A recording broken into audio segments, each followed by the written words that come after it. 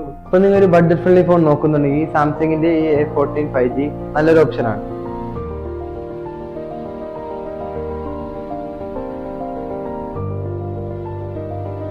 നമ്മുടെ കയ്യിൽ ഫോൺ കിട്ടുമ്പോൾ Android 13 പിന്നെ UI 5 ആണ് ഉണ്ടായിരിക്കുന്നത്. സാംസങ്ങിന്റെ A14 ഇപ്പോൾ നമുക്ക് കിട്ടുന്നത് 90 Hz ആണ്. ഇതിന് മുകളിലുള്ള A സീരീസിലാണ് 120 Hz കിട്ടുന്നത്. മറ്റ് ചൈനീസ് കമ്പനികളെ പോലെ നമുക്ക് ഈ സാംസങ്ങിന്റെ ഫോണിൽ ആഡ് ഒന്നധികം കാണാൻ സാധിക്കുന്നതല്ല. കൂടാതെ ഇതിൽ RAM+ എന്നൊരു ഫീച്ചർ ഉള്ളതുകൊണ്ട് തന്നെ 8GB വരെ വെർച്വൽ മെമ്മറി കിട്ടുന്നതാണ്. പിന്നെ ഇതിന്റെ ലോക്ക് സ്ക്രീൻ ഇങ്ങനെ ലൈവ് വാൾപേപ്പർ വരുന്നുണ്ട്. അത് നമുക്ക് വേണമെങ്കിൽ ഓഫ് ചെയ്താൻ സാധിക്കും. ക്യാമറ നോക്കുകയാണെങ്കിൽ 52MB 2MB ആണ് വരുന്നത്.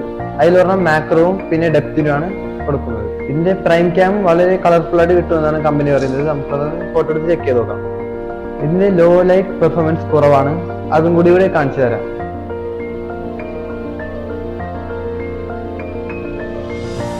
ഇതിന്റെ ബാറ്ററി 5000 mAh വരുന്നത് കൊണ്ട് തന്നെ ഗെയിം കളിക്കുന്നവർക്കാണെങ്കിലും നല്ലൊരു ബാറ്ററി ബാക്കപ്പ് കിട്ടുന്നതാണ്. അതുകൊണ്ട് തന്നെ ഒരു 30% ആണെങ്കിൽ തന്നെ ഒരു സിനിമ കാണാനൊക്കെ സിമ്പിളായിട്ട് യൂസ് ചെയ്യാൻ പറ്റുന്നതാണ്. ചാർജിങ് വരുന്നത് 15 വാട്ടാണ് സപ്പോർട്ട് ആവുന്നത്. മറ്റ് സാംസങ് ഫോണുകളെ പോലെ 25 ഫാസ്റ്റ് ചാർജിങ് സപ്പോർട്ട് ആവുന്നില്ല. അപ്പോൾ ദിസ് ഫോർ